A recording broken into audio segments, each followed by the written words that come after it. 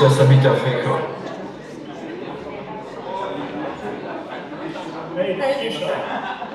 All right, so we're ready. We're ready to start now. Thank you very much for being here.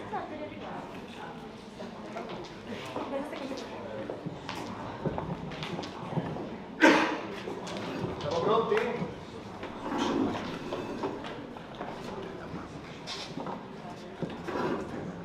Si sente? Are you ready, my friends? Recording in progress. Okay, we can start this important symposium. And welcome my friends, welcome to Blow Up Academy, welcome to Ferrara, the town where is Blow Up Academy, my town. Welcome to Emilia Romagna, is named the region of where is Blow Up Academy in Ferrara. So welcome to Italy. I'm Stefano Moroni, I'm the founder and the president of Blow Up Academy and Ferrara, la Città del Cinema. And for me it's an honor to be here with another important partners, another important film school in the Europe, like Warsaw Film School in Poland, like Prague Film School in Czech Republic, like ACT in Belgium, and welcome to Liliana Grasso. It's another important partner. She is a director of important foundation in Orvieto in Italy, and welcome to ACT, important school in Belgium. Welcome to Paola Bassani for the foundation of Giorgio Bassani. And welcome to MEIS, welcome to Istituto di Storia Contemporanea and other important partners in this project. I think that this project, its name is The Houses of Micòl, in Italian is Le Case di Micòl. It's very important for me because it connects the past to the present, this present and the future, and the protagonists of this project are the Jewish women in 1900s. So, this is the program of for this day. In this symposium, every director of each country, each film school, describe their research about their houses of Micòl. Then we show the important virtual map. The virtual map is very important for this European project because in this virtual map there are some houses of Micòl in the Europe, in each country in the Europe. And finally, we show the important relationship between places of memory and tourism. So I'm very happy to be here. Welcome, and I present Valeria Luzzi. She is a Blow Up Academy and Ferrara Città del Cinema General Director, and for this project she is a project coordinator. Thank you for your attention, and thank you to be here, and good work, good day, and good symposium. Thank you.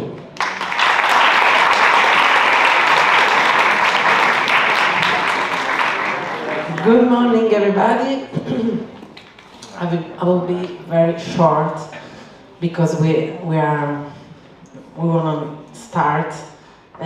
So I thank everybody. I introduce you. You already know her. She's my vice, Isra Sala. That is who is mainly taking care of this project. So I introduce her, that she's going to introduce the other partner. And see you, I will come back at the end, okay? See you later.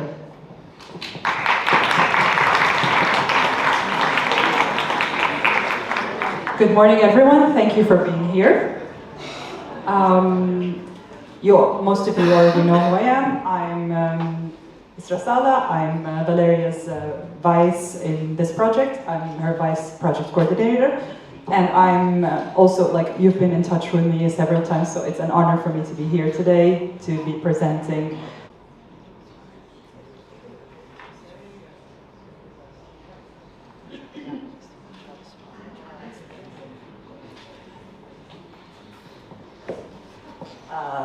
Okay.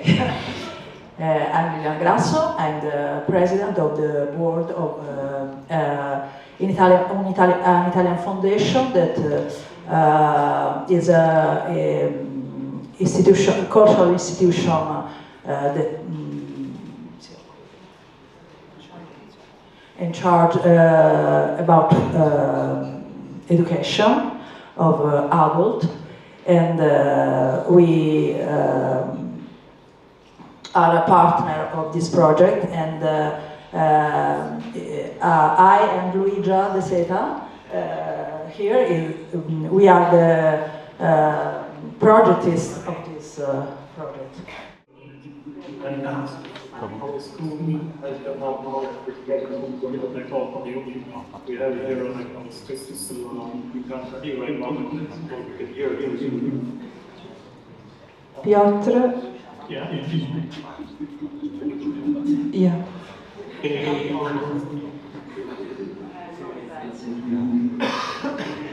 Hello? Yes, go on, please. Okay.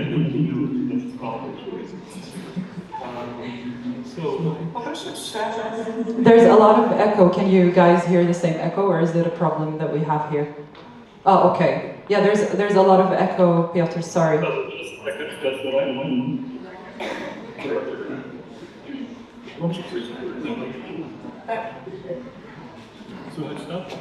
Okay, can you say something? Yeah, we can hear you now. All right. Okay, much better. Okay. A little bit of technical difficulty. At film school. Exactly. Just a broad overview about our film school, I suppose is what you would like to get. Like, we are two film schools. We have like one film school which is a high school.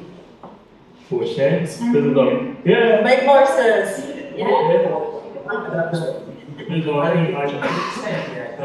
And we have like a second film school which is like for students who are like after already high school. And our project here is connected with both schools, where we have like done by our high school students, and then later on now the film will be made in cooperation with our high school students and also our film students. And our school's been now around for 20 years. We had like the pleasure of inviting some of you to our 20th anniversary, which was like in December. And when it comes to the development of our school, it's like we can make a bachelor's degree at our school, which has been around for several years, like around 12, 14 years. We are able to give this to our students. And in general, we also make like a lot of courses, and this school has been now, or is one of the biggest schools in Poland, because we have like three main film schools, like in Warsaw, in Łódź, and in Katowice. And this would be like a broad overview about our film school, like just to keep it simple, because we are like a little bit behind time.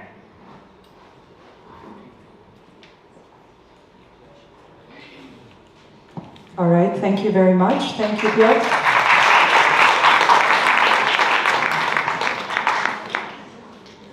Our next speaker is from Prague Film School, the director of Prague Film School, Tarek Hajer. An applause to Tarek. Hello, you all hear me? Just give me a thumbs up. Okay, great. Hello everybody, it's a pleasure to see all of you today.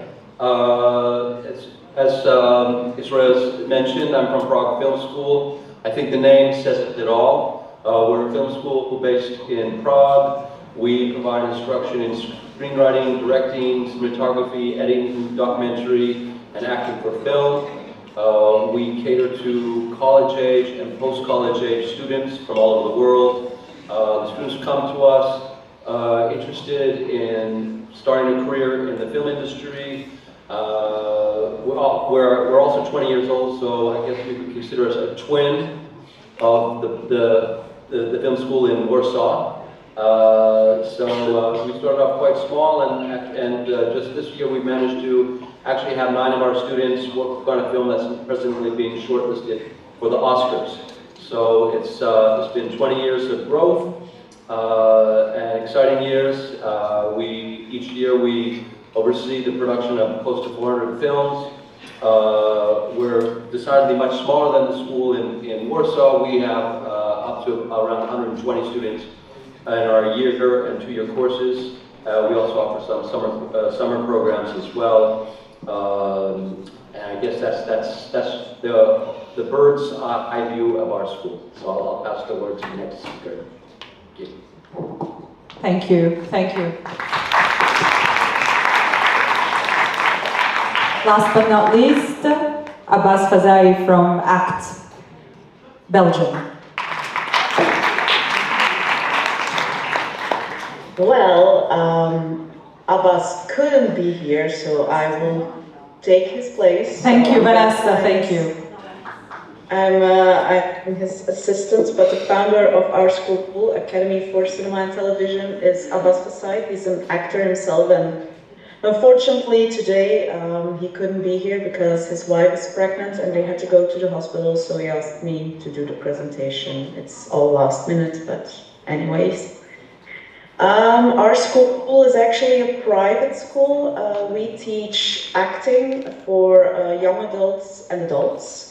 It's a 2-year program and we also have a 1-year program, but our 2-year program focuses on people who really want to become an actor.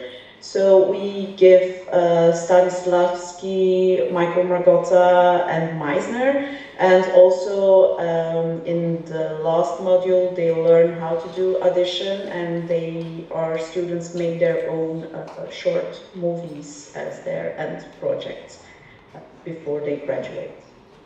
So, and we are based in Belgium, of course, in Lund. All right, thank you very much, Vanessa. Thank you.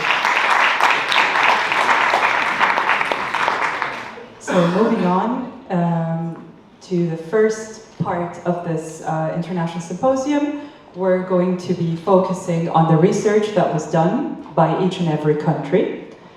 So we're going to be focusing on the different Micòls that were identified in countries around Europe. And the first partner who will be presenting the research findings is our partner from Poland, the Warsaw Film School. The speaker will be Alexandra, who we just met at the beginning, who is a specialist in recruitment and international cooperation. So a round of applause for Alexandra.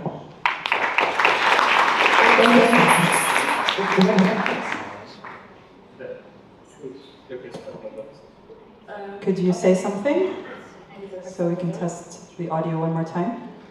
Yep.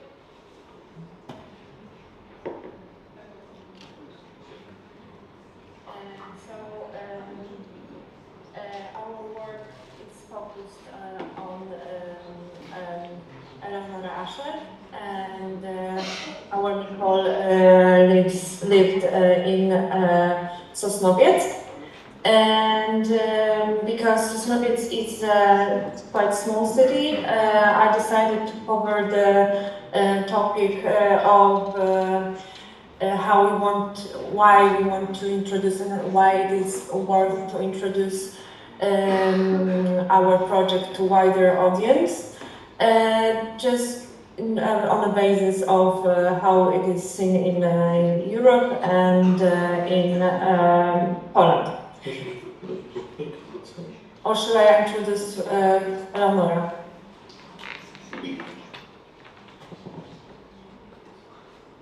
Sorry? Could you say that again?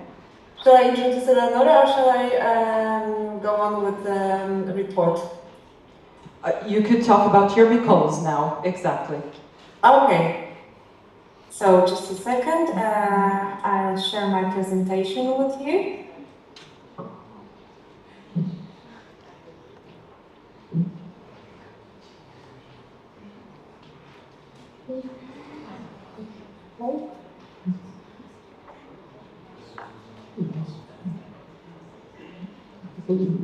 Okay, so this is our Micòl. Her name is Eleonora Asher, and she lived in Sosnowiec, which is a city in Silesia. Eleonora Asher is close to our hearts because she is actually grandmother of our lecturer, Andrzej Wolf. And during our research, we wanted to do something personal to just make sure that we are truly connected with our Micòl, not to just find random person, but we want to focus on, as I said before, someone that is close to our hearts and it's connected with our school. So Eleonora was born in 1900 here in Sosnowiec, Poland. Her maiden name was Lubelska. She grew up in a not really religious family, like a middle class in Sosnowiec. Let's say, touching story about Eleonora is that she met a guy who was Bolshevik, and she was Jewish, so it was kind of weird. And they, because they fell in love, they escaped to Paris and they started their family. And so it's kind of Romeo and Juliet story, which is really touching from our point of view. And so Eleonora returned from Paris with son, and she got remarried to our lecturer's father, and she moved to Krakow. So the massive operation of extermination of Jewish people started. Eleonora lived in Krakow that days, and she was helping because, it's a fantastic story as well, because even though Eleonora was Polish and Jewish, she managed to not be included in a ghetto because she had documents, like fake papers prepared, and so she was, and even though she was in, let's say, disguise, she was entering Krakow ghetto, helping her friends. And she did it plenty of times. She was really helpful, and she risked a lot. And unfortunately, one of these entries, she was caught by police. It was Polish police who worked for Germans, not Germans, Nazis.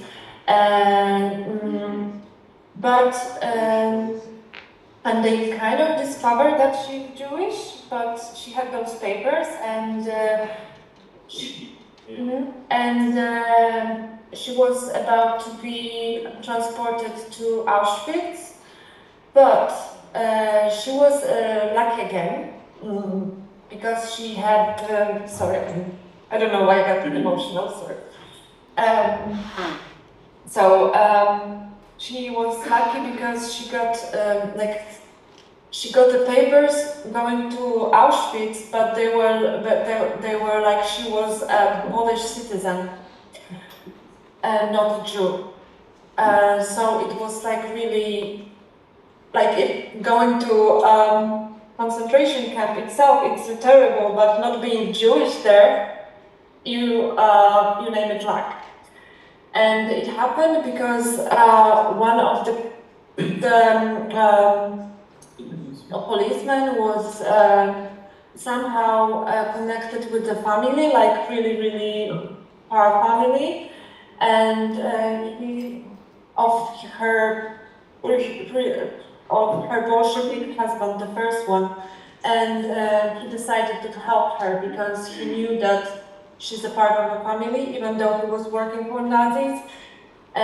He helped her to, in a way that he could, to make her, I don't know if you name it life, but time in concentration camp. It's gonna be better. Yeah, Piotr? I will just add one thing, because the Bolshevik husband, he was of German descent, so the policeman, he remembered her from like a family party or something, and he told her something, "That's all I can do for you, auntie." So she never found out who it was after the war, but just to clarify, like being Jewish was more or less a death sentence, so we all know, going into a concentration camp. Being treated as a Polish person, this gave her at least a chance at survival. And because she was also well educated, in the concentration camp of Auschwitz, she worked as an interpreter, and she also had at least twice met Mengele, which I suppose most of you know and remember, like the angel of death, like somebody who is one of the worst war criminals, in my opinion. And because of her education and of those fake papers, she lived through 2 concentration camps and survived the Second World War. And this is all due in a way to luck. So this is like her lucky story in a way. Yes, thank you, Piotr. So after she survived the concentration camps, she moved to, she got back to Sosnowiec, where she lived, and until she dissented in 1985. And so that's Eleonora, that's our Micòl, and yeah, I think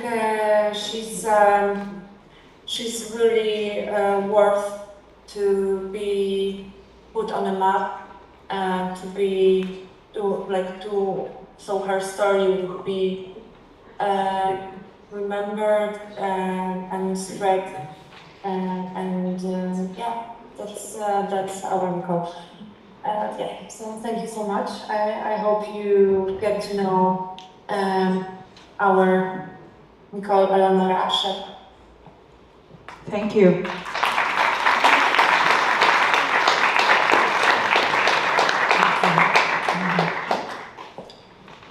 We will be exploring the story of the Polish Micòl further today with the interactive map and the experts' intervention later on.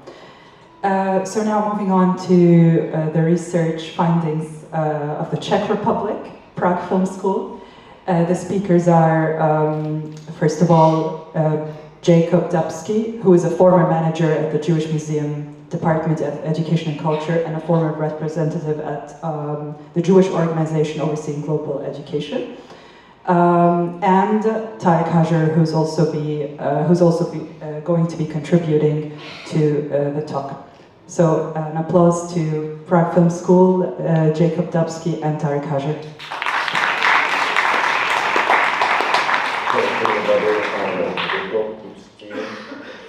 I worked a couple of years for Jewish Museum on similar program for mainly basic high schools and university. In what the program was called Neighbors Who Disappeared. It was kind of research for kids and students about their neighbors or people who live in the streets and quarters nearby. To found there was a community which generally disappeared. Prague, 50-70 years ago, was 1/3 Jewish. Now there is maybe 100 families, no more than 500 Jews. And it's a little bit sad, and there is still some memories. Our program, Jewish Museum, was focused on the kids who will teach them some knowledge about the research, about how to find the information about archives. They they could work with some technology like cameras, recorders. There was many interviews, it was very popular, so we had a lot of memories from people who survived the Holocaust. And together with my colleagues like Maria Smutná, which is head of Theresienstadt Initiative and member of Anna Frank House, we tried to find for Prague Film School some nice example, somebody who, which life was completely destroyed by that situation in the Second World War. As well with Marta Vančurová, who was leader of that program, we found his family for Kira, our Prague Film School, very talented student, and they was sent to Paměť národa, Memory of Nation archive, where is a lot of information and stories about the people. Life of Ava Micòl will be present by our director.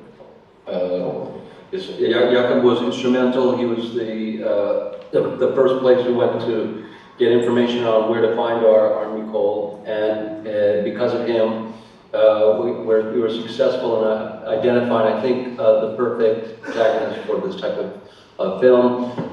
We've shared the presentation on the websites that you're all part of. So I don't have it here to show you, but I'll walk you through a little bit about our protagonists. Pavla Vajserova was born in 1913 in Poland.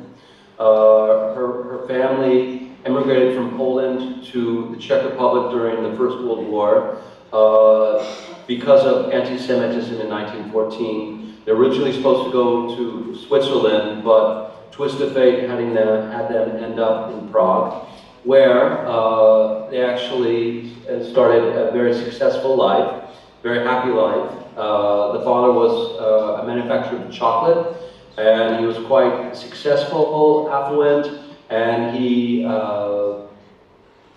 nourished the arts and education among his children, including Pavla, who very early on received education in music and painting, and she became actually an established painter and musician. We indeed chose her largely because her life seemed to reflect much of the richness of the protagonist from the Finzi Contini. The family was very embedded, very active in the Jewish community. They were on very good relations with some of the top artists around the world, including Prokofiev, who actually wrote the violin concerto in Pavla's house. So Pavla was very much embedded in the cultural, intellectual world of Jewish Prague right before World War II. When World War II broke out, immediately her father was apprehended and sent away as a Pole. And then the rest of the remaining family in 1942 were sent to concentration camps. Pavla is one of the only survivors of her family. She did survive, and she actually lived to 100 years old. And she had a flourishing life after the war, which we won't focus too much on in the documentary, of course. But she was a corporateur at the ballet school in Prague, and she continued her career in painting. And she was the go-to person for this project, as her life was documented in this project of the memories of the nation. And her daughter has a wealth of archival footage, both in photographs and in video form, which will enrich the documentary that we'll be producing. The person who's been interviewing the daughter, Kira, she's been the one we have selected to actually do the documentary. She's a student at Prague Film School, alumnus at Prague Film School, and she's the one who's compiled all the information on our subject.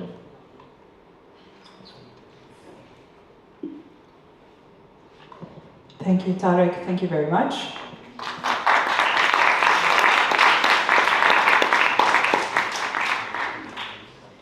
Next, we're going to be looking at the research of the Micòl that was found in Belgium. And today we have Vanessa. Are the two speakers present with you? Or are you going to be presenting? Sorry, I can't hear you.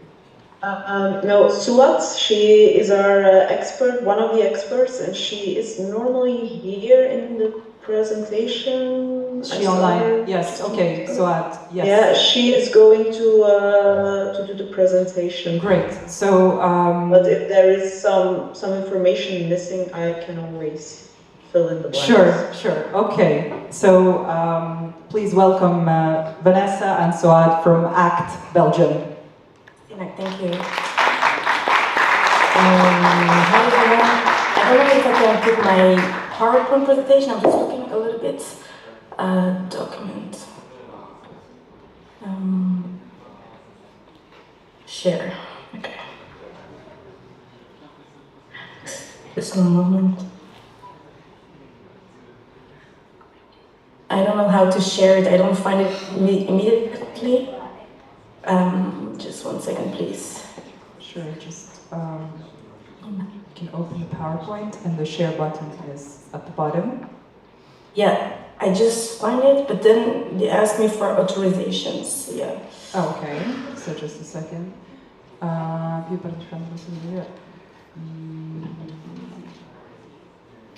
Okay, try again now. Yes.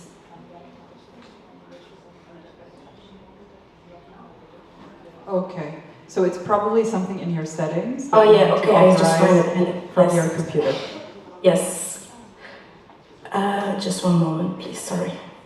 Yes, I found it. Thank you. So here it is.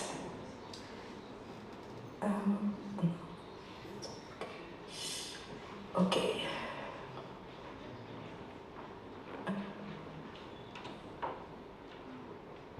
Here it is. So my story is about a couple named Jenta and Jacob.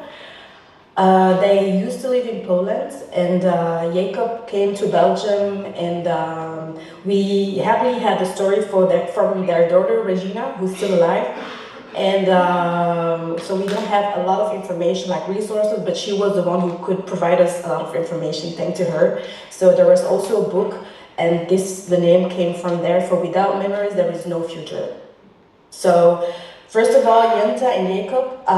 Jacob was in Belgium. He was working here, and he was in Antwerp. He was alone. He was working all the time. So he left his mother in Poland. He was a little bit sad because he felt lonely. So his mother found a matchmaker who is Chechen in Jewish, in Hebrews, and so it's kind of an arranged marriage. And so they first met in 1931.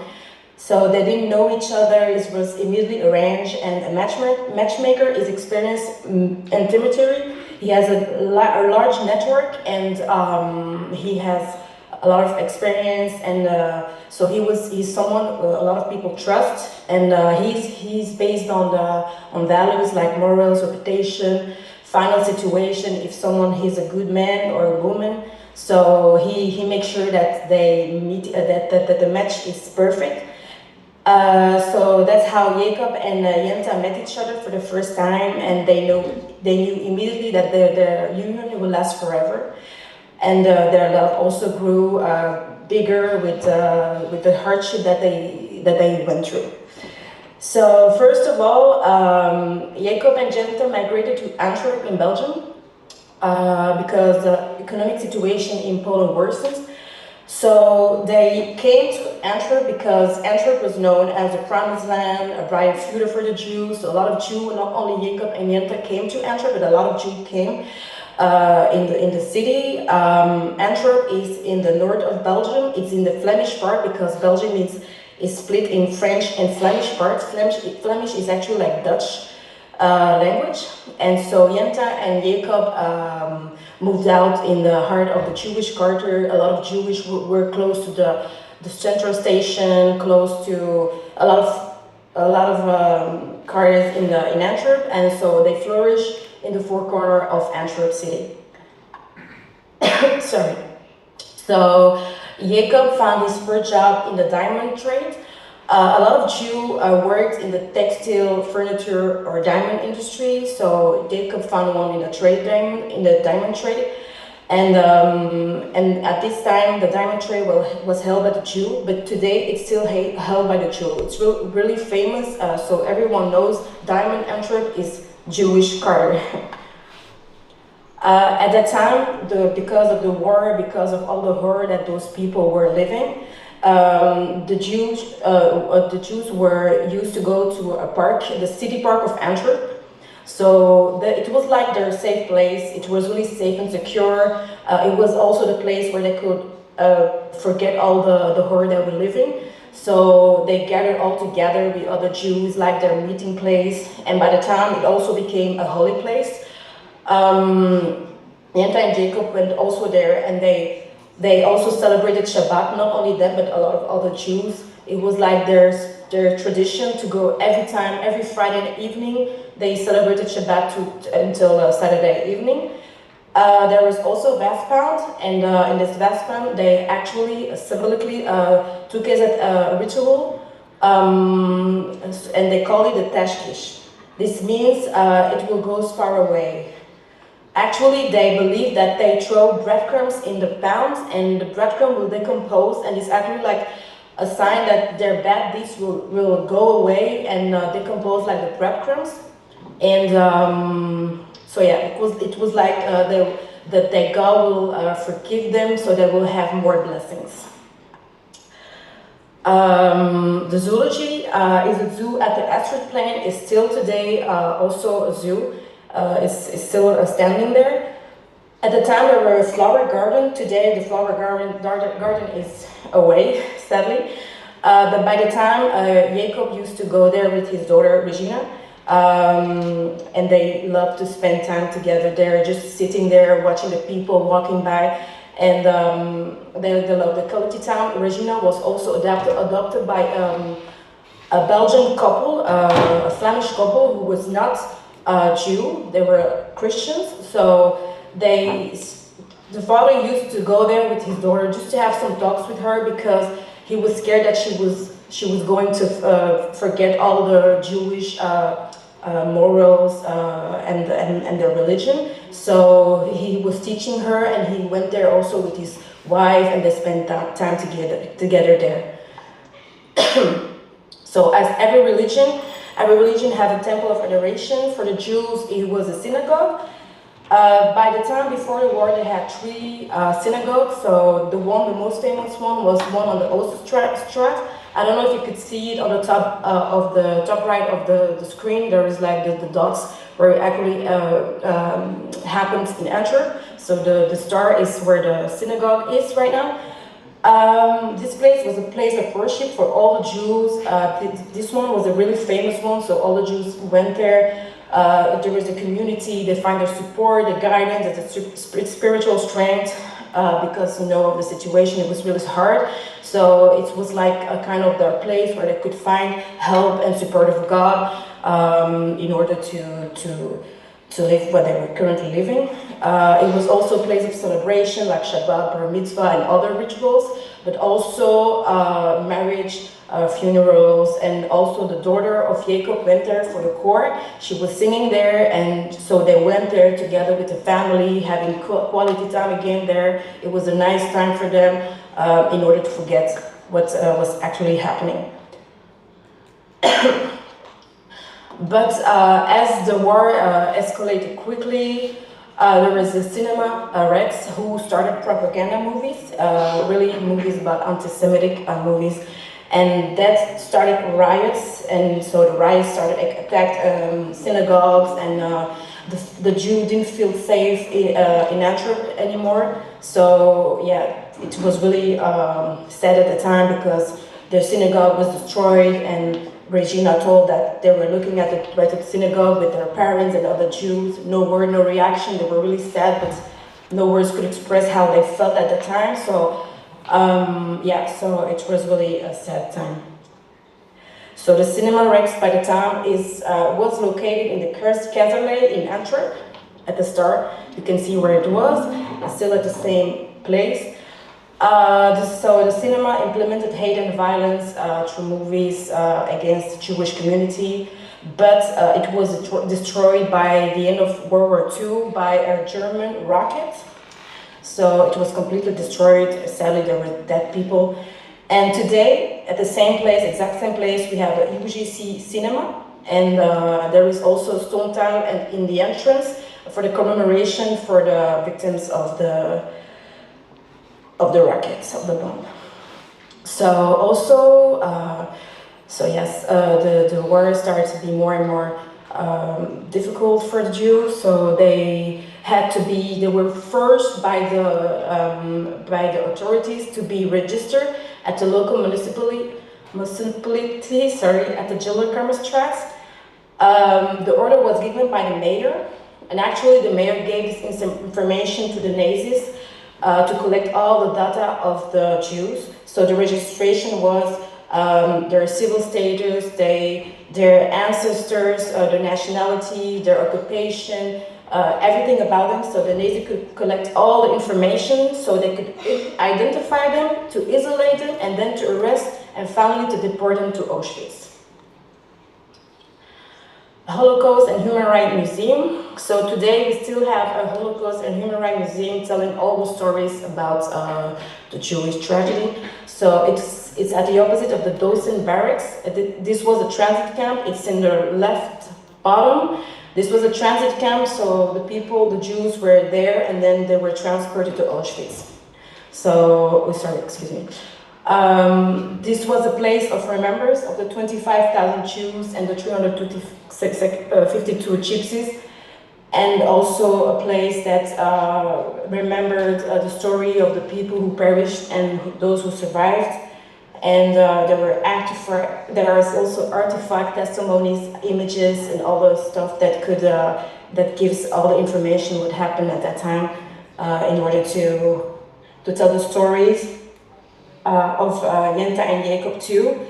So Jenta and Jacob, their legacy endured not only through the descendants, but also in the memory that they preserved, in the tradition that they passed to the children. And the story, like many others, is a reminder of the resilience of the human spirit and the importance to build a brighter future. So thank you so much for listening. I'm going to just say one more thing, because what she told now actually a lot about all the places in Belgium we will probably film or short documentary. So I think, Isra, you wanted to hear more about Micòl itself than the public places. I think that was actually the meaning. I mean, it would be interesting to also show us how your Micòl lived in those places that you showed previously, or what experiences she had there. Yeah, indeed. Okay, so a little bit. So our Micòl, she actually was born in November 1907 in Riga, and so actually, like Suat said, in the early 1930s, she met Jacob, her husband. It was an arranged marriage, so we will also show the difficulties, what that brings if you meet each other and it's an arranged marriage. So we will show all the difficulties about that. Also, Jacob, he moved in the 1931 to Belgium, and Jenta, she could follow only 2 years later, later on to move to Belgium. She had a lot of difficulties because she didn't speak Dutch. So it was hard for her to find work there. She did a lot of volunteering in Belgium, and we will actually show indeed the places where she lived with Jacob. Also, what Suat told about diamond degree. Sorry, I don't know the word in English. That was where he worked also in the fabric. So that is a place that we will also use in our story. So it will actually, we will try to show the struggle about the arranged marriage and also what impact it had when they had to flee back to Poland because of the war, because they had to leave their daughter with a Belgian family, and they only took their 2 sons. So they were separated for a couple of years, and after the war they came back to Belgium. All right, thank you very much. That was really insightful. Thank you.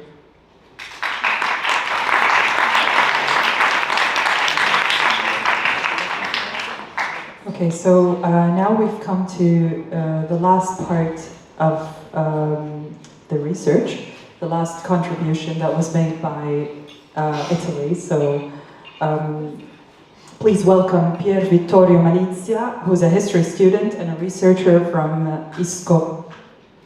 A round of applause. Good morning, everyone. So to open my presentation, so I prefer not to concentrate only about the Micòls, but also to show you how I worked to choose them and to put them in this project. First of all, in doing so, I have to do some considerations about what is the role of a map, which is, as we know, the final goal of the Casa di Micòl project, to realize this interactive map with all the places and the films that will be realized, and how a map could be useful to deliver a kind of message so complicated as could be the memory of a genocide, which was, of course, the Holocaust and the Shoah. So in this sense, first of all, it should be remembered that maps are a specifically abstract object that, as the Italian geographer Franco Farinelli underlined already the last century, we are just used to consider objective representations of reality. But they're not. So they're more like an arbitrary selection of elements that we choose to put in a graphic representation. And in this sense, we choose to give them a particular importance that otherwise maybe they could not even have. As another important geographer, the American Ify Tuan, underlined, the importance of a place is not within itself, but only because of the human relationship that define its meaning for the rest of human people. Sorry, for the rest of people who lives in it. So in this sense, what I find really interesting about our project is that we focus, as I said, in places that are actually lived by the people we're talking about. There are places where they ate, they used to sleep, they used to pray, to suffer also, maybe to love and to give their life in a pretty normal way before the racial persecutions, but also after them. In this sense, what we see is that what we are working about is not a usual historical research or otherwise an abstract project about theory, let's say. But we are working directly with the human beings and the normal perspective of a human life within a complex historical context. So in this sense, I choose to focus on the four Micòls whose lives were both incredibly different between them for age, for social background, but also life, and unlikely also about forwarded consent, sorry, their fate during the show. Sorry, I lost myself. As I was saying, they're both very different within each other, but also extremely interconnected within them. And that's why I choose specifically these 4 ones. So we're talking about Maria Zamorani, Carla Neppi, Gina Finzi, e Ida Magrina Bonfiglioli. So Maria Zamorani, the first one and the oldest one, was a doctor, very renowned pediatric, doctor for children. I'm sorry, I lost the word in this very moment. Very well known in the city of Ferrara, and who graduated with top honors in the University of Genova, and then was also admitted to the Academy of Science of Ferrara, which is an extremely rare achievement at the time for a woman. Maria Zamorani divided almost all of her life between her house in Via Montebello, which also was the place of her medical clinic, and the city hospital, a place which was so important to her that even chose to hide herself into the hospital when racial persecution started. And unluckily, she was found there, and between Micòls, our as Italians, she's the only one that did not survive the deportation, being murdered in Auschwitz. Maria Zamorani, curiously, was the cousin of the family of Carla Neppi, a child at the time of the racial laws and the Holocaust, and but of course the only child I worked about. Carla Neppi, who she's still alive, used to live in the very center of the ghetto of Ferrara, and was from a pretty rich family, actually, a kind of small bourgeoisie that was, sorry, living in France, sometimes I speak in French, that sometimes used to create in the Jewish community of Ferrara.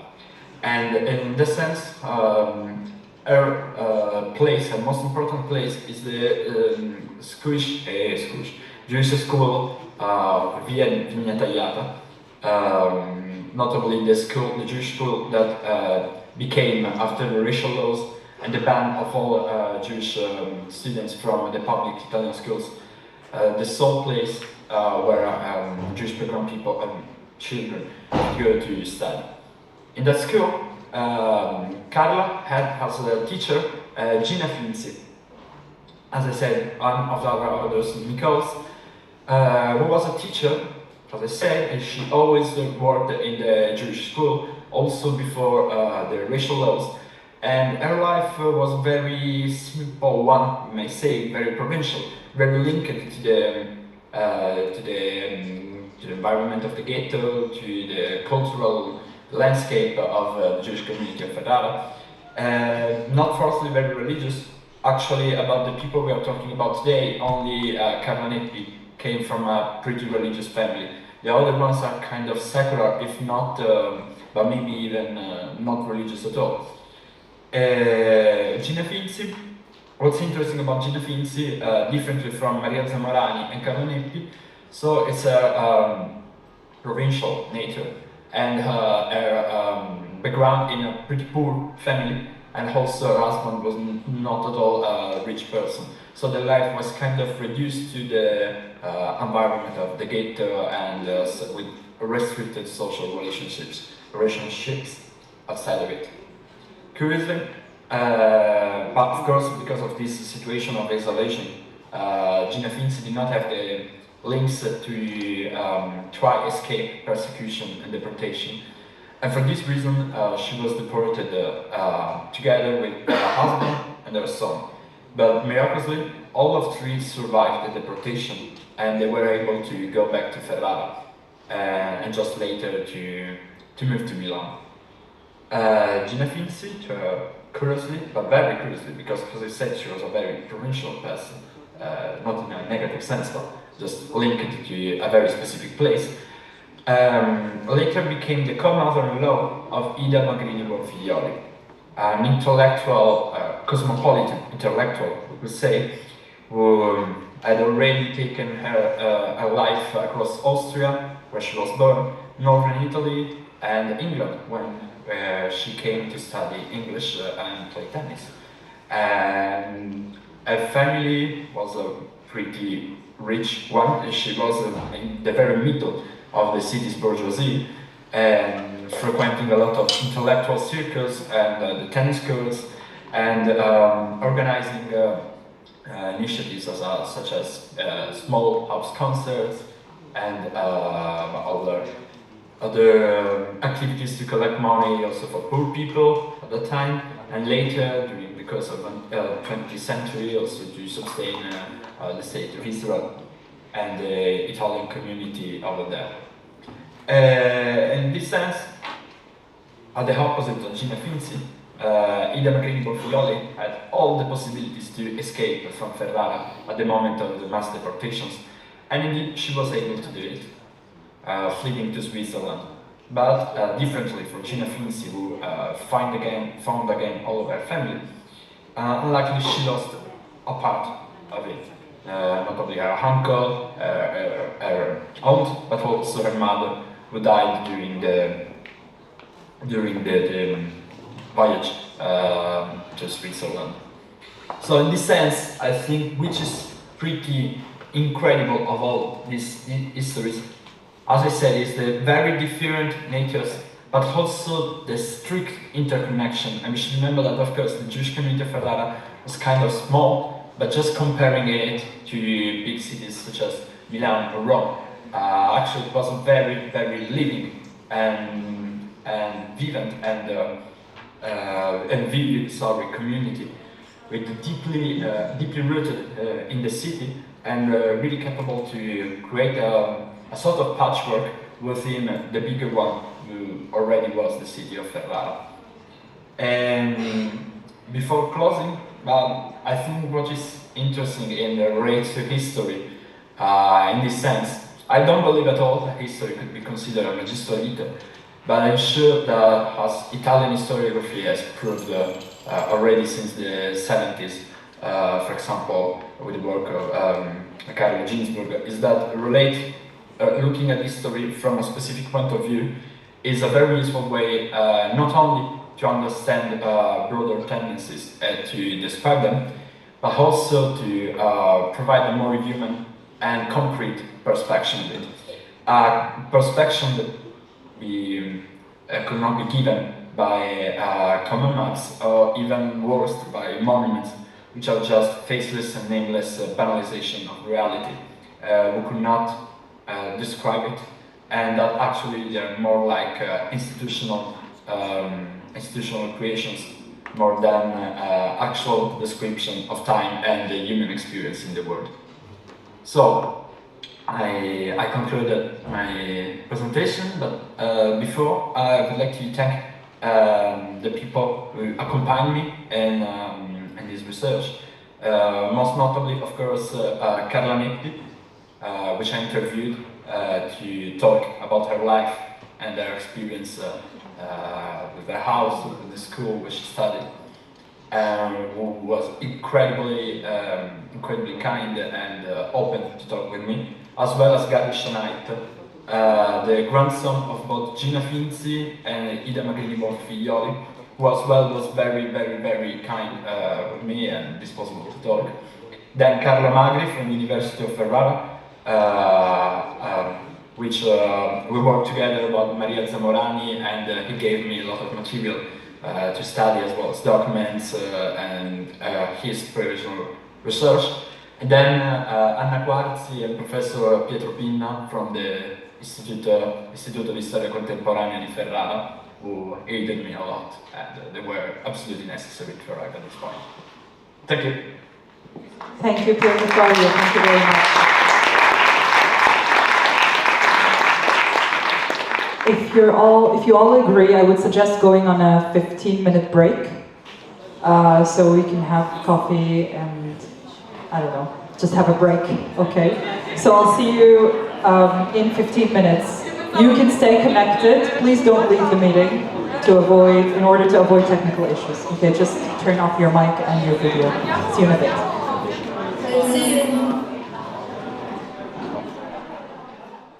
Silenzio, per favore.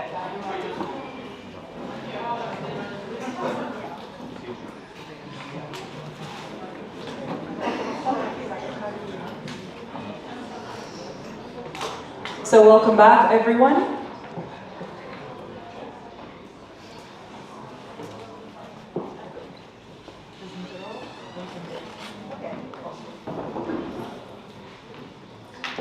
So after having presented the various Micòls in Europe, we are now going to be sharing with you the virtual map that was designed by CSCO Orvieto.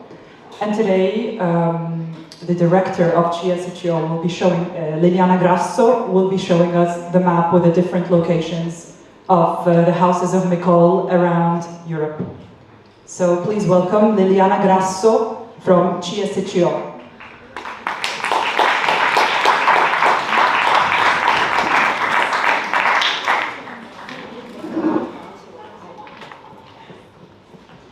Thank you so much.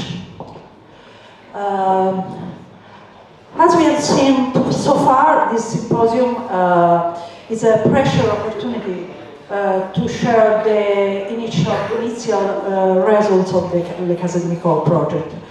Because for us, it provides a moment to exchange ideas, to reflect and evaluate what we have built thus far. And honestly, I think we can be really satisfied of the result. Because the symposium serves a primary moment to deepen our understanding of the project's significance and mission. This project is not just a journey into memories, but also it's a window to the future for its beneficiaries, for you. And a future where remembrance becomes a driver of a cultural and social innovation. La Casa di Micòl was conceived with the ambition of transforming historical memory into a living, accessible and participatory resource, like a bridge between generation and culture. The cooperation between project partners aims to achieve results beyond the partnership internal scope. As a result, all project activity include disseminations, moment for audience outside the partnership. And thanks to the artistic quality and value contributed by the partners, the new creative production and the project outcomes seek to establish a new trend toward active memory. Because the primary goal for us is to engage younger generation, as we see, and through cinematic language, to address critical themes such as the Holocaust, the fear of diversity, and social marginalization.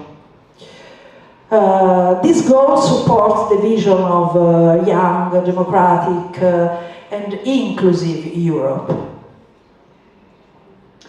As you have heard in a previous speech, the project protagonists are daughters of Jewish family who experienced the harrowing moments of the Holocaust.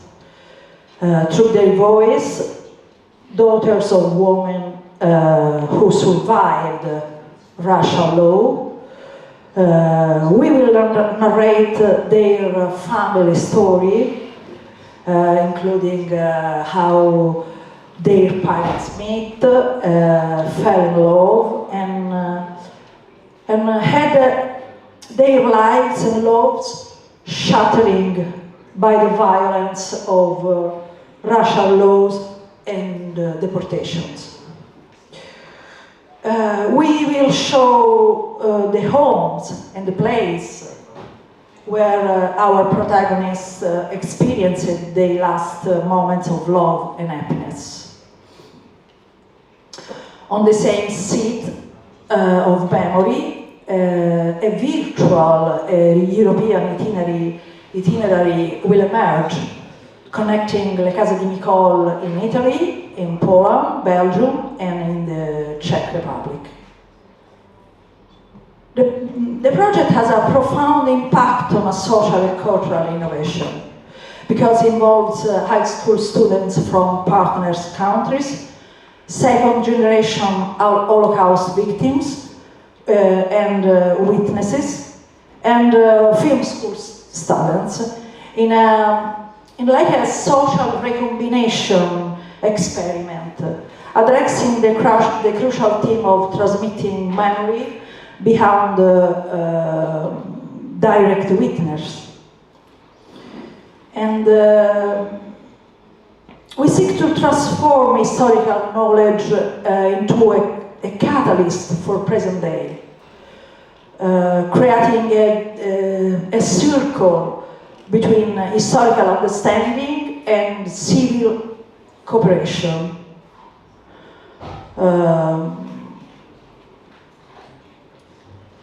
Now I show you the digital platform, and as you see, yeah.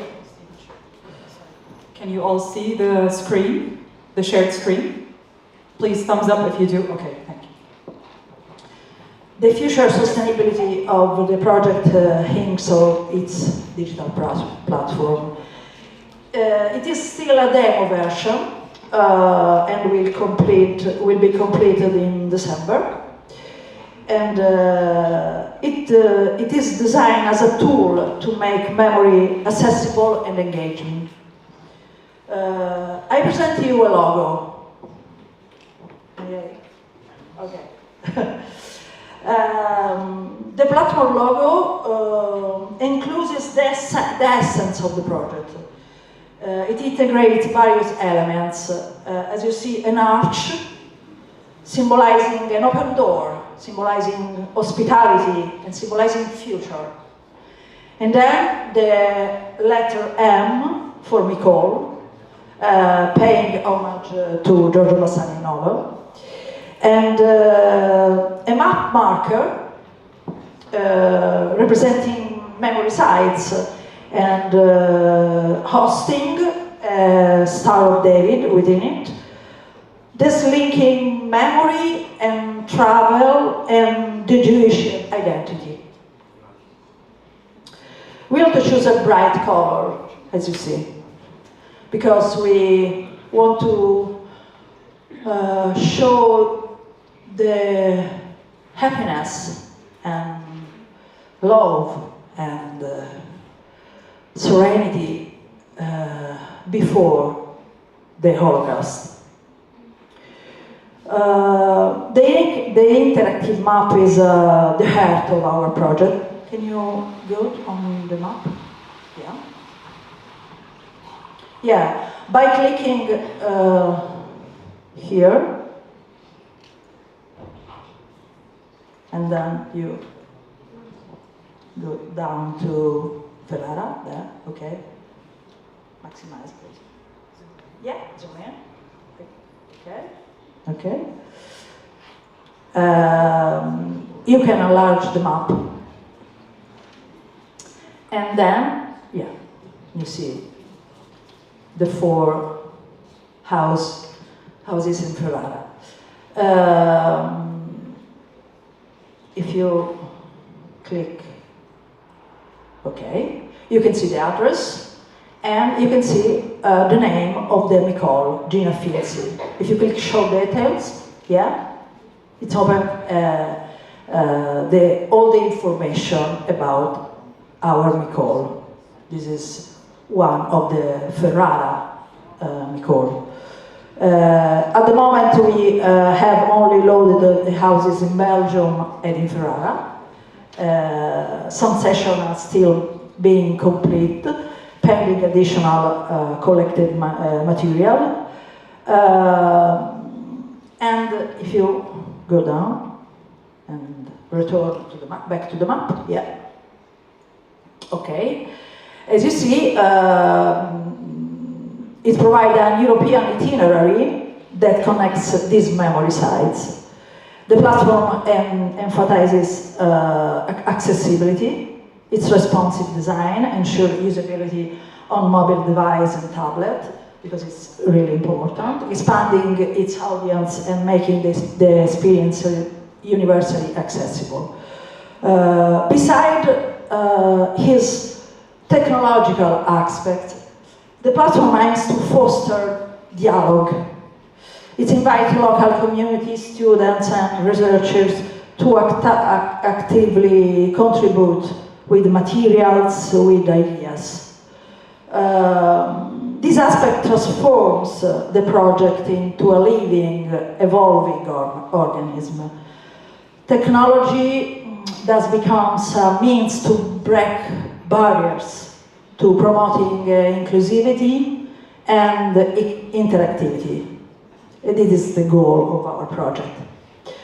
At the end, allow me to extend my gratitude to the technological partner, developer, who creatively brought our ideas to life.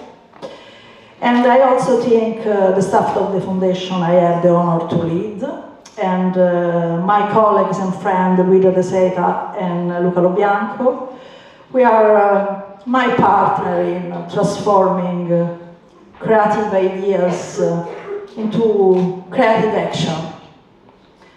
And last but not least, my thanks go to Stefano and Valeria, who first lit the sparks of this project.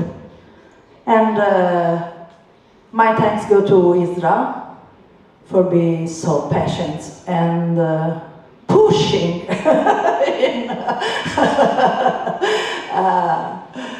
in lead this project. And so thank you. Thank you, it was great.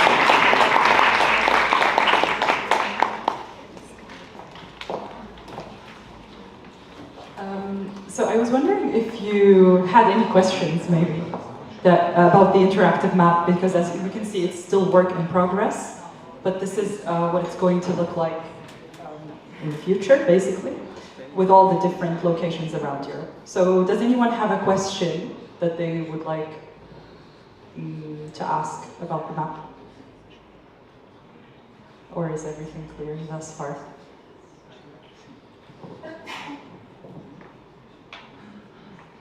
All right, thank you then. So now we've come to the final part of today's symposium, where we're going to explore the relationship between places of memory, in other words, the different houses that were identified, and tourism in each and every city or country. So also in this part, we're going to be listening to interventions from various speakers from the 4 countries involved.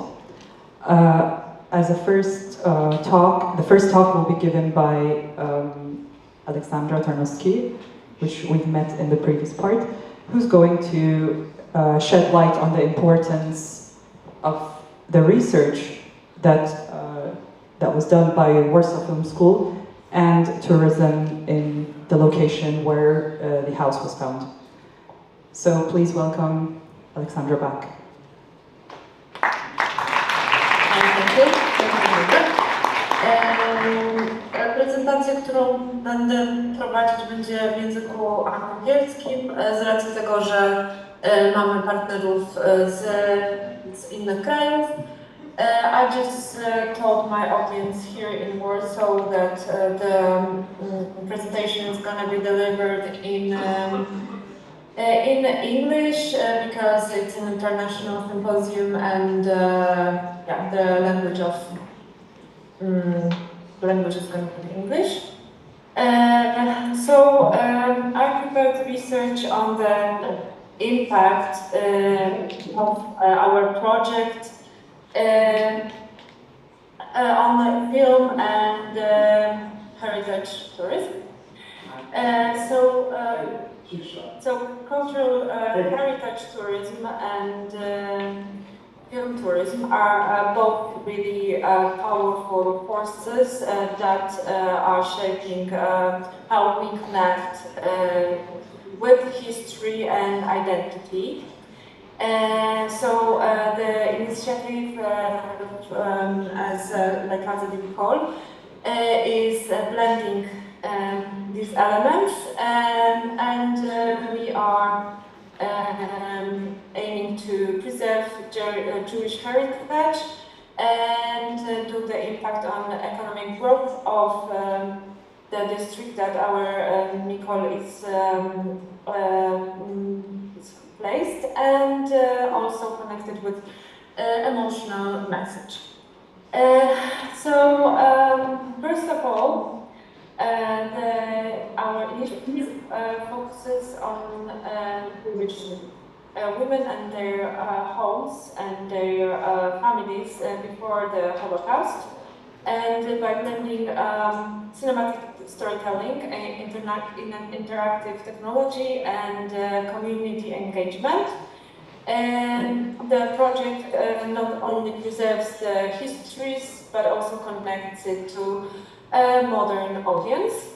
And okay, so my first point is film tourism. Film tourism nowadays is a growing trend, and we can also call it movie tourism, and it's growing really fast, and it turns the locations of the films into actual touristic destination. It attracts tourists and enrich their experience of the film. So we believe that the places are not sites.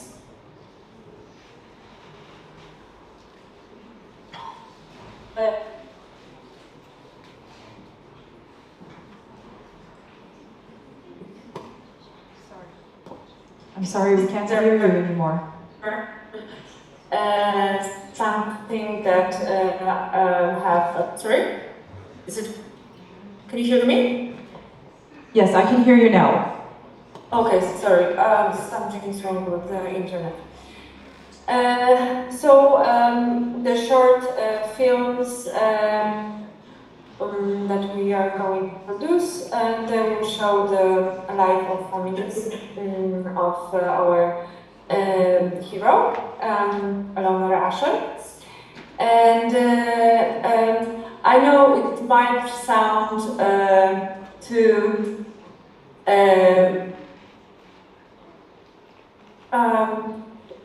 I don't know how what is. Well, it might be maybe it's just okay. I'll put it differently. Maybe we cannot compare our short documentary movies to huge Hollywood productions, but we hope that it somehow would happen. So, for example, you all know movies such as Amelia, Lord of the Rings, and that movies brought huge amount of people to visit places connected and shown in the movies. The other part of the other the other part of my presentation is focused on actual heritage tourism.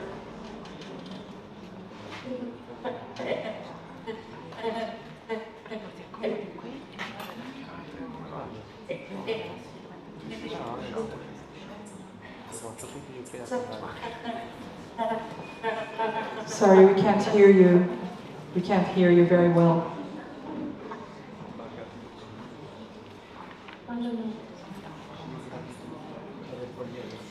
Could you maybe speak a bit closer to the microphone?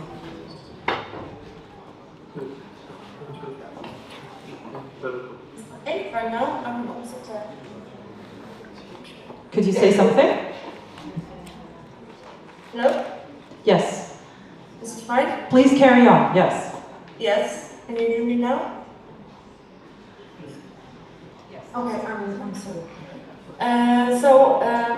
Cultural heritage tourism is connecting the travelers with the authentic stories and traditions of the community. So, and it's also a significant driver of the local economies.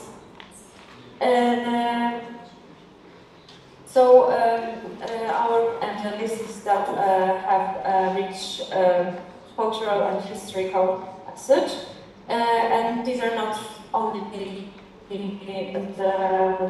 physical structures, but are also the symbols of resilience and survival.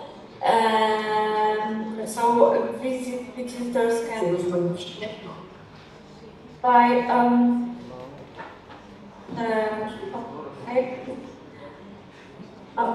sorry, high school is kind of difficult. Cities as such as Sosnowiec can benefit from increase of tourism in an economic way. And okay, so that's I spoke about the film tourism and also on heritage tourism. And right now I would like to talk about how to merge it. So the unique strength of our project is merging the cultural heritage tourism and film tourism, and giving and showing it as an immersive experience. Film brings historical sites to life, and it adds visual and emotional depth to it. And the film produced for the Casa de Micòl allows visitor to connect with locations in a way that go beyond facts and figures. By experiencing history through the lens of cinematic storytelling, tourists gain deeper, more meaningful connections. For example, visitors can use the interactive maps, virtual tours to explore the locations in person. And so it's kind of a blend of physical and virtual engagement into our Micòl's lives.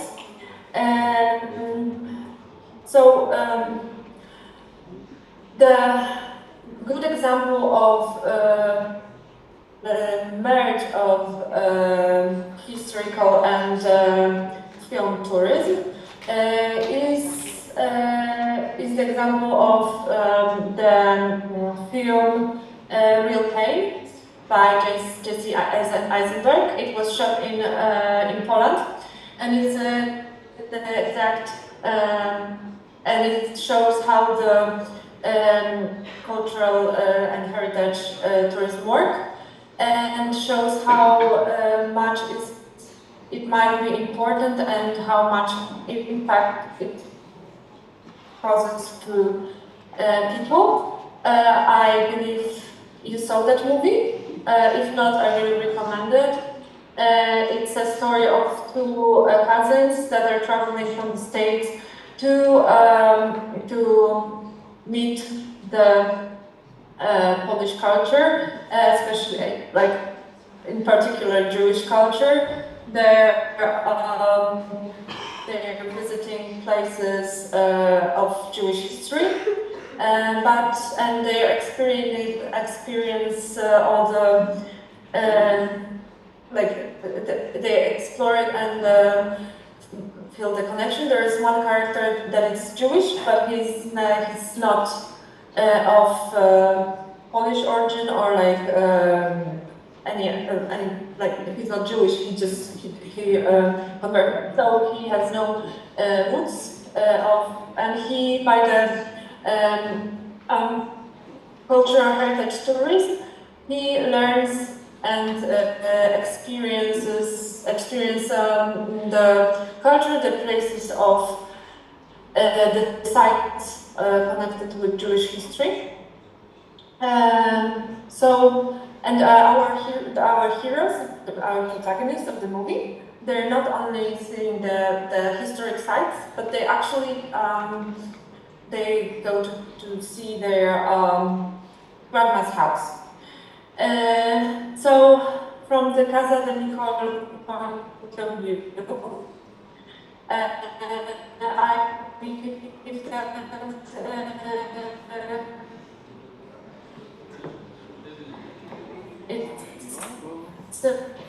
sorry, your connection is lagging again.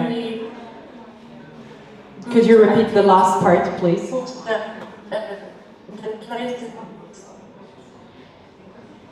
For our project, like the movie shows that the project will be very, very important, as we can by identifying probably unknown people of Jewish origin and placing it on a map. We not only show how many of them were, but we can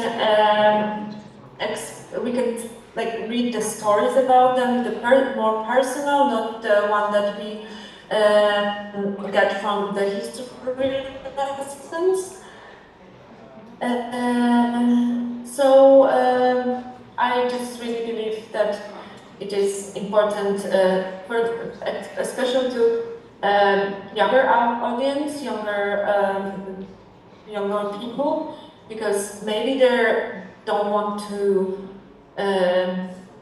get to know the history only from the books, only from the really catastrophic movies, and but maybe also for just getting to know real people, their lives, and the story before the Holocaust. So next thing that I want to talk about is the role of technology in tourism. So right now,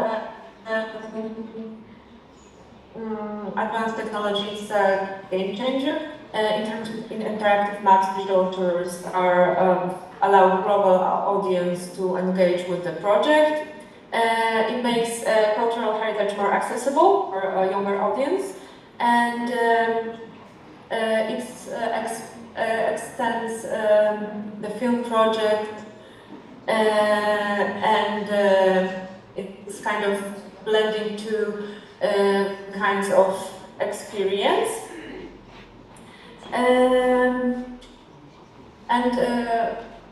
People can go to the map and places that they want to visit, learn something before they actually came to Europe. They might come from all around the world. And maybe they won't visit the biggest cities. Maybe they will just go to smaller cities and discover other parts of our countries. They won't focus only on capitals, the biggest museums, but also they will learn about simple, normal people's life. And okay, so I guess that's gonna be it now.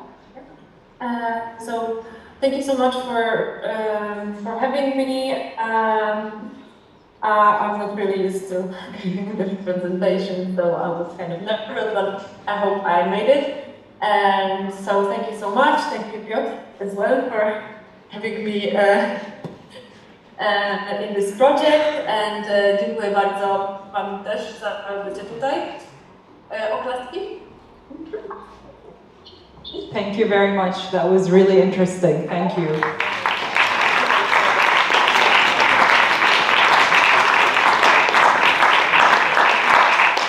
Our next speaker is from Italy, and it's Mr. Amedeo Spagnoletto, the director of the National Museum of Italian Judaism and the Shoah in Mainz in Ferrara. So please welcome Mr. Spagnoletto.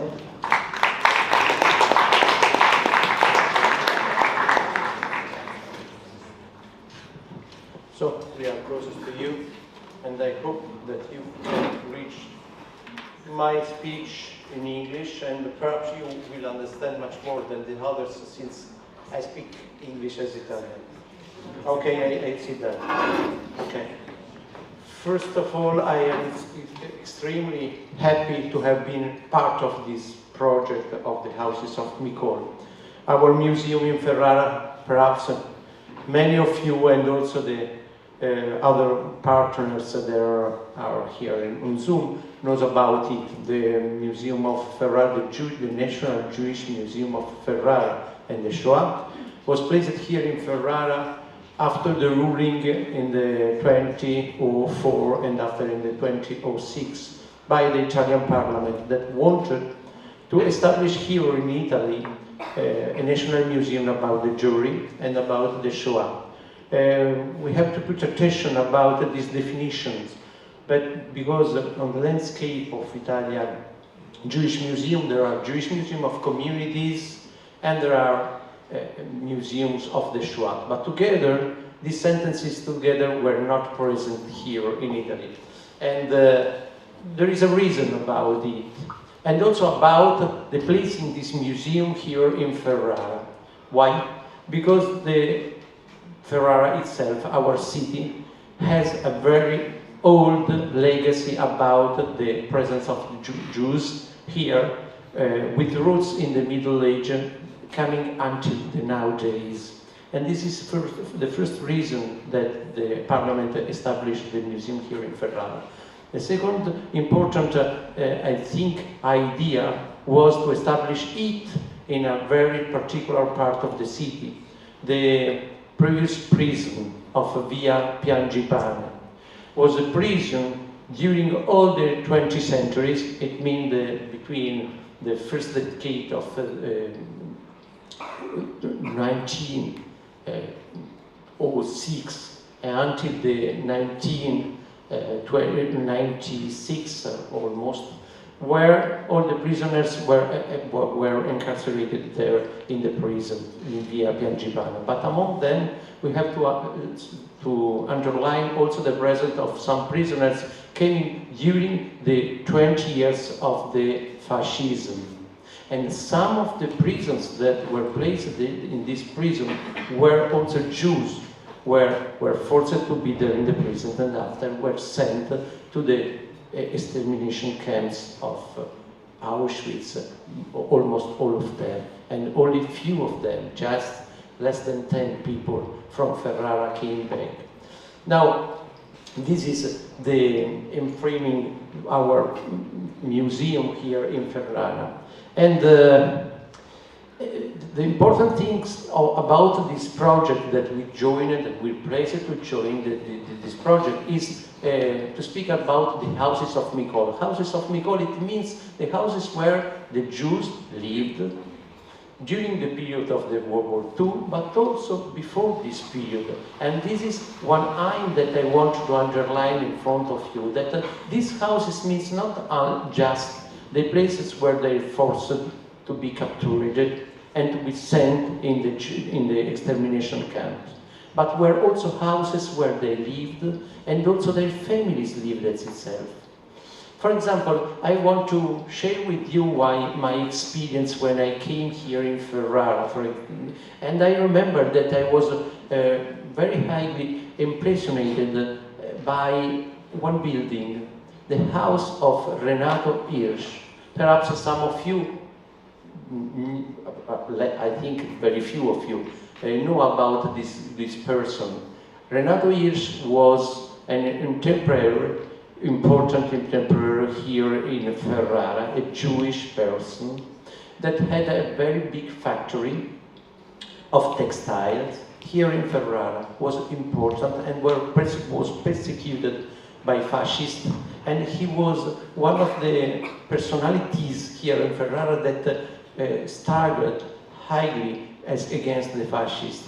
He never embraced the ideas of the fascism very spread here in Ferrara. And after he was living in an important building here in Ferrara. This building is a building where the life of his families developed and was very rich of culture, about traditions. He was appointed, for example, prefecto, immediately after the 442, until the period who he has made before him, his daughter, Carla, immigrated to Palestine. He couldn't anymore live here in his city, where was betrayed by all the other citizens of Ferrara. This is an important thing that we could believe important about houses of Micòl.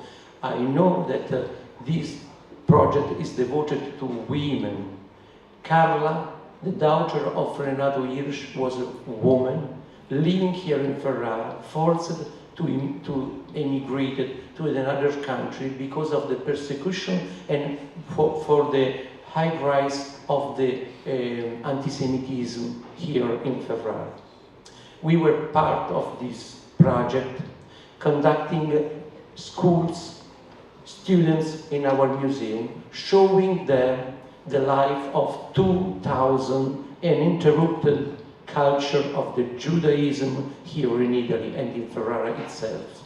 Now, perhaps some of you knows about the new experience that we had this year in Ferrara. That is the stones put in front of the building where the people, some of the people, for a moment, just 12, I think, or something like this, 12 people were exterminated in the extermination camp from Ferrara.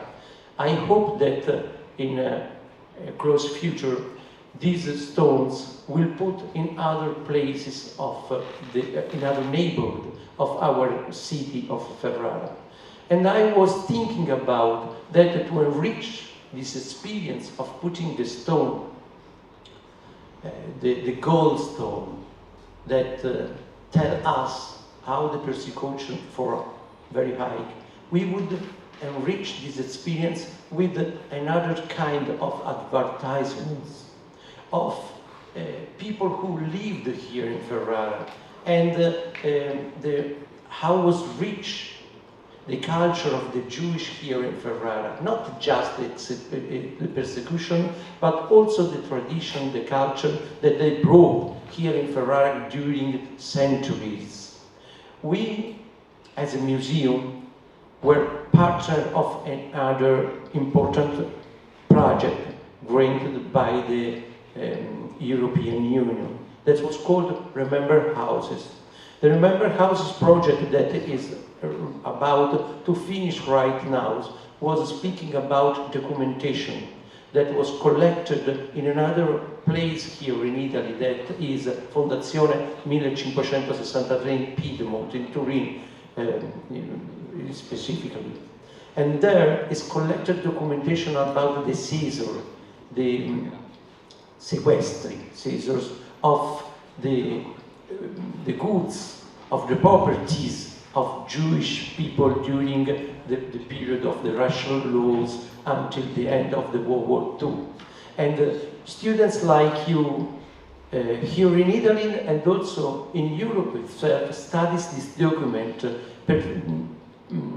perceiving, feeling what does it mean to lose the house, what was meaning to lose the goods that you were familiar with.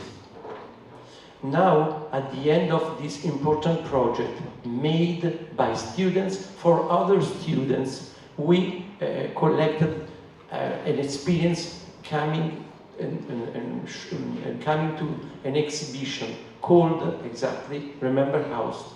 This exhibition was displayed in several places in Europe, of course here in Ferrara, and in Turin, the other parts of the project, and after in Madrid, and is going to be displayed in Germany. Also, this project speaks about houses, exactly like the houses of Micòl. I think, and I perhaps hope, that these two interesting projects could share tools for teaching other students and to enrich the landscape about what happened during the World War II. As a museum, we are strongly glad about being the project, and we hope that all this project could continue and to have us as partner with the open doors to all the people and visitors who would like to share with us experience and to work with. Thank you so much.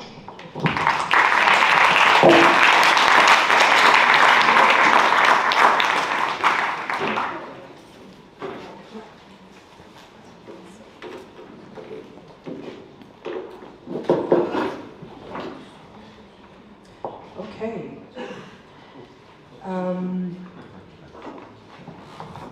So the next presentation is going to be given by the Czech Republic, Prague Film School, and Jacob Dubsky. Okay, so as I said, I was a consultant for Kira, our director of document about our Eva Benešová, and I tried to help her mostly to explain the situation between two world wars in the Czechoslovakia, which was quite specific. Kira is originally from Ukraine. She's today a refugee and the Jewish origin, but situation in Czechoslovakia was quite or very different to Ukraine. Here in the Prague, all anti-Judaism or anti-Semitic laws was cancelled at the end of 18th century. In 1799, any Jew living here has the same right like any other citizen. And surprisingly, slowly disappeared in even kind of anti-Semitism. There was some issues, but small, but generally the people has no problem with Jews here. We were a country of something like 3 nations. There was a Czech majority, many thousands of Jews, and at least 3 million of Germans. And local Jews was as well considered mostly like a Germans. They speak a German, not Czech. And when the ghettos or anti-Jews laws disappeared, they focused themselves very much to industry, special textile industry, as well as metallurgy. Some of them became very, very, not only rich, but important industrial leaders.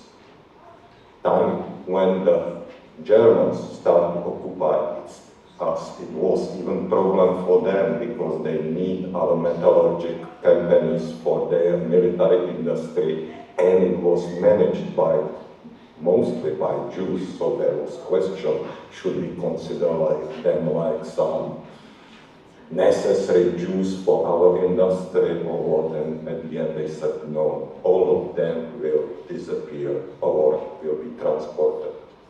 Because there was, of course, the information how it looks in Germany, some like good, wealthy families was kind of prepared. Many of them tried to escape to Switzerland. There was 1,000 Jewish refugees from Germany and Austria as well, so they told them how it works under Nazi rule. So there was a big immigration, but only for somebody who could afford it or who has no elder member of family. And when they came and the border was started to close, there and Nuremberg laws start to be applied, there was still some slight chance to escape persecution. You could live undercover, it was very, very problematic, or you still have a chance to escape through Slovakia, Hungary, to Bulgaria, and from Bulgaria to Mediterranean, mostly Palestine. That's maybe why we got a small Czechoslovakia army under British commanders in the Middle East, and 50% of soldiers were Jews. So there was slight chance, but very, very slight. And it works like everywhere else, probably like that effect of frog in kettle. At the beginning it was unpleasant and more complicated. No, and I tried to help Kira to explain how it works, how the Germans deal at the beginning with the Jews. There was a strange situation, for example, that the Nazis established a Prague Film Jewish Museum in 1942, and they call it Museum of Extinguished Species. No, plus, I try to explain them where the Jews lives in the Prague in that time, because we got here a beautiful Jewish quarter. We call it Jewish quarter, but it's Jewish quarter of Middle Age. At the beginning of 19th century, old houses was destroyed, rebuilt, and it was a home of middle class of all nations. And before the ghetto was really like ghetto in today's meaning, there lives only a couple of Jews, mostly it was home of some criminals or poor people.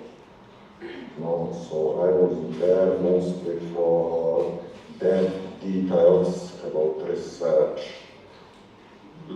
I can jump in as we both cooperated in preparing for today.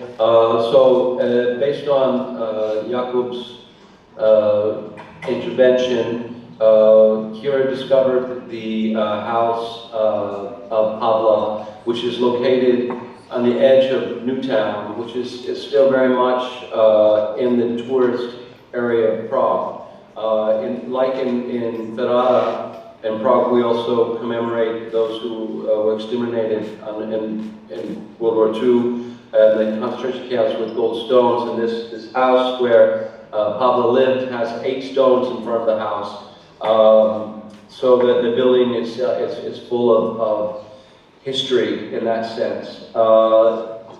Right before the war, the Jewish cultural environment was very vibrant. Of course, everybody knows Kafka, which resulted in there being a tourism for that purpose, to come and consume Jewish heritage by Jews who want to see get better acquainted with their roots from abroad, or the general public for whom that cultural contribution was part of the larger Czech narrative, cultural narrative. And then, of course, also with educational groups, with schools that tour through Prague for consuming history in general, but of course also Jewish heritage as well. This Gorastova house, Micòl, was chosen very much because it could be easily integrated in general flows of tourism. It's located within 200 meters from 2 very important sites. One is Frank Gehry's dancing house, where you'll see crowds in front of there all day long taking pictures. And it's located also around 200 meters from the Church of St. Cyril and Methodist, where the parachutists who assassinated Heydrich were drowned. And so there are crowds that gather there as well. So if indeed this information about this House of Micòl could be disseminated properly, it very well could be incorporated in the flow of tourism in the neighborhood. I think one of the presenters mentioned how relevant film is to tourism and the this new phenomenon of film and tourism. Film actually is becoming sort of a dominant means of communication. People are becoming very impatient with not only text now, but even with just photos, still images. That film has become the medium of communication and education. So this project is happening at the perfect time where we can tell a story through film.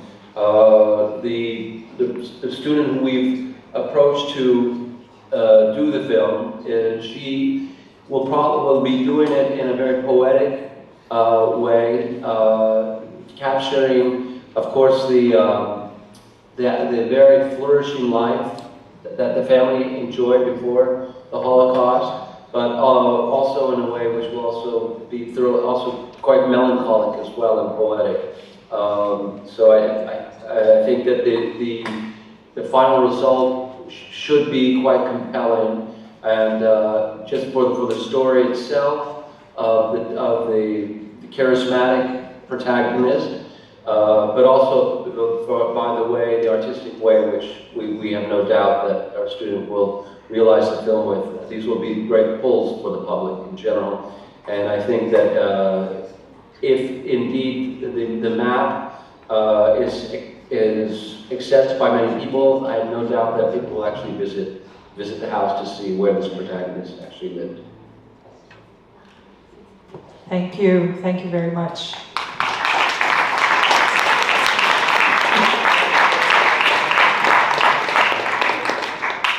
So now we've come to the last presentation for today.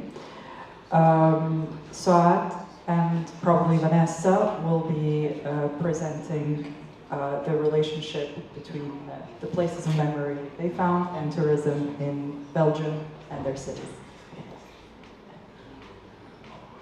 Yes, exactly. Just one moment, please.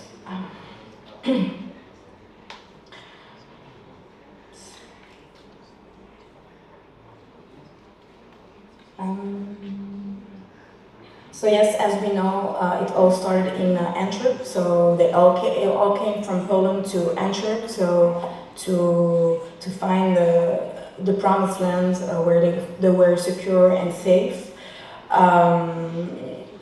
There is this, as I told, it was close to the central place, but also in Burgerhout and St. Berchem. It's all close to each other. They were close to the train station because they used to move and through the city and the country. There are also other important places like Mechelen. It's not that far from Antwerp. Sorry.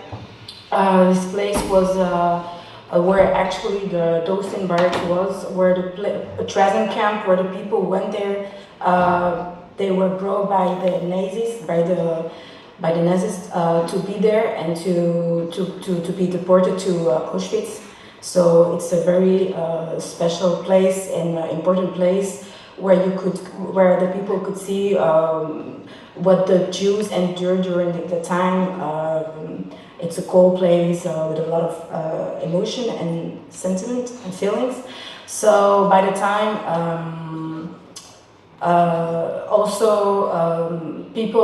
the Jews used to go to Ostende, which was at the east coast, west coast, of Belgium. It's close to the sea.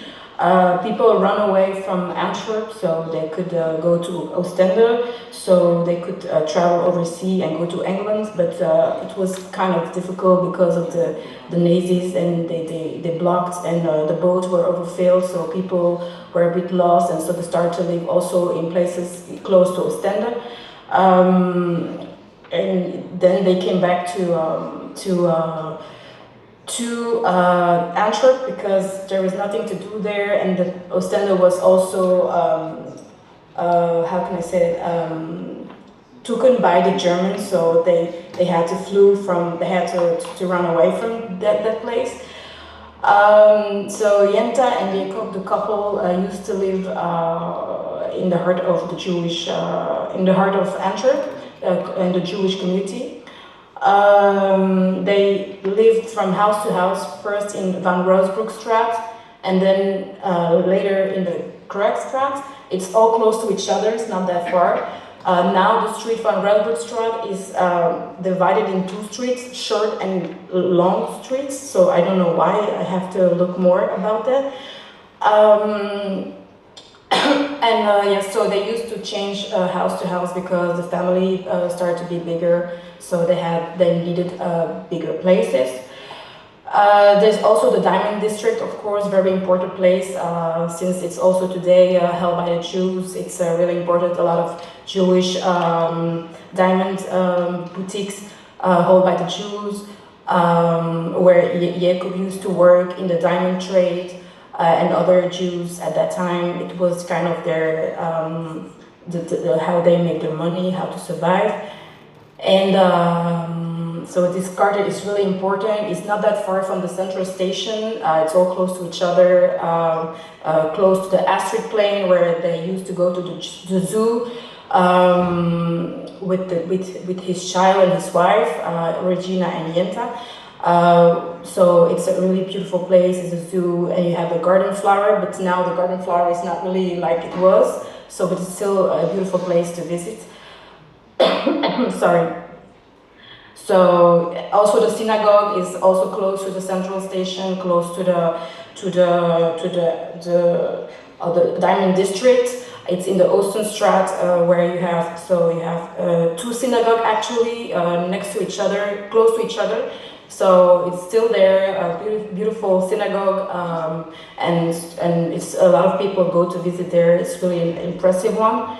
So it's a really beautiful place to visit too. And it's actually really close to all the other places, so it's really easy to walk from place to place to discover the places that has been where the horror actually happened at that time. So we have also the city park, of course, where Jewish, like I told in my PowerPoint presentation, that they throw the breadcrumbs in the vast pounds to clear their bad deeds. So it was like a traditional holy place where they used to do their rituals. So the sorry, I can't pronounce it, Tashkish, yes, that's it. So it's a beautiful place, and they also celebrated Shabbat over there, so it was a kind of a holy place for the Jews at the time. The park is still there, really visited, much visited by people, but also the locals, so it's a nice place. By the time we have the cinema, but it's now UGC cinema. It's at the Caserlane where the cinema was, where all the propaganda was the propaganda about the anti-Semitic movies was figured at the time, and that created the riots and all the hate against the Jewish community, and that so now it's still there. That it was bombed at the time, so now they build a new cinema at the time, but there is still the stone pile with all the commemoration of the victims in the entrance of the cinema. So it's also close to all the other places. It's really a lot of people go there. You have also activities to do there, so it's really nice to visit too. And further, I think it's for me. Oh, sorry, I also forget the museum, the Holocaust Museum, Right Museum, Human Rights Museum, that is close to there too. And this one, is a place to remembers of the 25,000 Jews that were transported to Auschwitz in 42 and 44. So there are stories of the people who were perished and survived. Displays of a lot of images that illustrate the life of the Jews before and the discrimination they faced and the horror of their deportation. So it's a really beautiful museum too, where all the story is revived in this museum. Thank you so much. That was for me. Thank you very much. Thanks, everyone.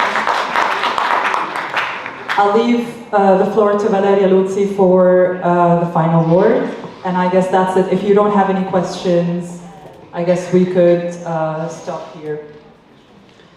So. You change the seat.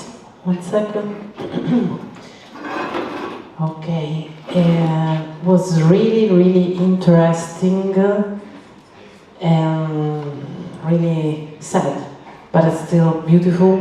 Know the stories about this for Micòl, more of them, more four, and we are really proud, like Ferrara, la Città del Cinema, and Blow Up Academy, to be the head of this project. And we really thank all our students to be here. And hope you enjoy the presentations. And I really thank all of your partners for your work. This is 2 years work project, so it's 1 year still passed. We have one more here, and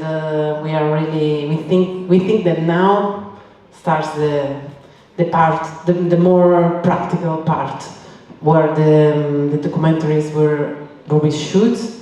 We are really happy to start the practical part, and we can't wait to show you the results of this part. And I really thank you, and see you soon, everybody. Thank you. Thank you very much. Just a final note to everyone who's present online and here in this hall. Please remember to follow our social media pages of Le Case di Micòl. Follow us on Instagram, on Facebook. Share the page with your school, with your students, and everyone who's present. Because we need to show the world and everyone what we're doing in such an important collaboration between different countries. Please follow the page, and for any questions. Ragazzi, subito, telefono fuori, tirate fuori il telefono se non ce l'avete già, cercate su Instagram, Nella community, il messaggio di ieri, trovate il link a Instagram e Facebook. mettete subito like, condividete il progetto con tutti. Per favore, che è importante, perché se no, se non lo conosce nessuno sta cosa è inutile farla, quindi mi raccomando. Grazie mille. Thank you very much everybody. See you soon. Ciao from Italy.